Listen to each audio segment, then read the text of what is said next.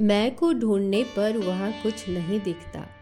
क्योंकि आपको शरीर के साथ आत्मा को एक रूप मानने की आदत हो गई है, आप कहते हैं कि वहाँ आपको कुछ नहीं दिखता। वहाँ क्या देखना है? कौन देखने वाला है? वह कैसे देखता है? केवल एक चैतन्य है जो अहम विचार रूप में प्रकट होकर स्वयं को शरीर से एक रूप मानता है तथा नेत्रों के माध्यम से स्वयं का चारों ओर प्रक्षेपण करके वस्तुओं को देखता है। वह जागृत अवस्था में सीमित होने के कारण स्वयं से भिन्न कुछ देखना चाहता है। उसकी इंद्रियों का प्रमाण सच्चाई की मुद्रा मोहर है, लेकिन वह इस तथ्य का स्वीकार नहीं करेगा कि दृष्टा, दृश्य तथा दर्शन उसी एक अहम अहम रूप से स्फुरित होने वाले चैतन्य की अभिव्यक्ति है। ध्यान से मनुष्य इस भ्रम से मुक्त हो जाता है कि आत्मा कोई दिखाई देने वाला पदार्थ है। सत्य यह है कि वहाँ दिखने वाली कोई वस्तु नहीं है। आप इस समय मैं का अनुभव किस तरह करते हैं?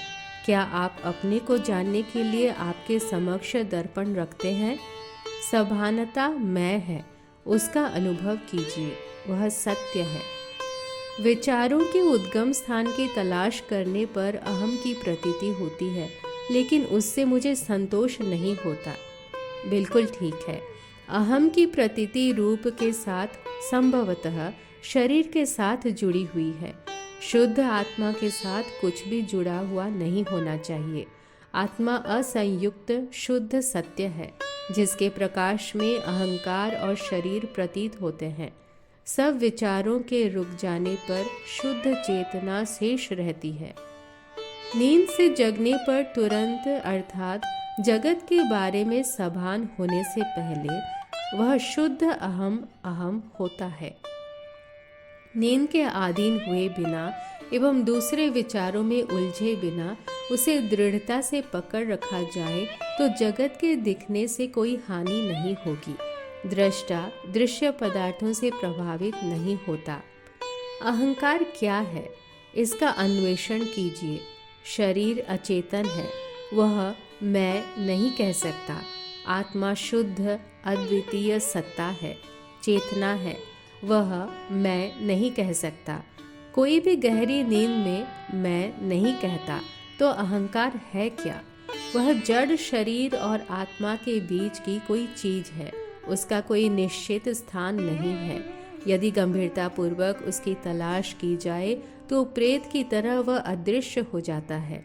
रात्रि में अपने निकट छाया हिलने से मनुष्य कल्पना करता है कि कोई भूत या प्रेत है।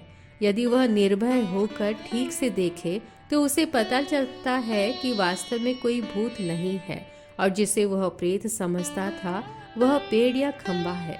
यदि वह ठीक से न देखे तो प्रेत उसे भयभीत करेगा। केवल ठीक से देखना, तलाश करना जरूरी है, तब प्रेत अदृश्य हो जाता है। वहाँ प्रेत था ही नहीं। अहंकार भी इसी प्रकार का आभास है। वह शरीर और शुद्ध चैतन्य के बीच की अप्रत्यक्ष कड़ी है, वास्तविक सत्य नहीं है। मनुष्य जब तक उसे ठीक से देखता परखता नहीं, तब तक वह उसे परेशान करता रहता है। लेकिन जब वह उसकी ठीक से तलाश करता है तो उसे यह पता चलता है कि उसका अस्तित्व नहीं है। इस तथ्य को समझाने के लिए एक कहानी है। हिंदुओं के विवाह प्रसंग में प्रायः 5-6 दिन तक समूह भोजन समारंभ चलते रहते हैं। ऐसे एक प्रसंग में कन्या पक्ष वालों ने गलती से एक अपरिचित व्यक्ति को सबसे श्रेष्ठ मान लिया और विशेष आदर से उसका स्वागत इत्यादि करने लगे। कन्या पक्ष वालों को उसके साथ विशेष आदर से पेश आते देख वर पक्ष वालों ने उसे उनका कोई महत्वपूर्ण आदमी मान लिया और वे भी उसके साथ विशेष आदर प्रदर्शित करने लगे।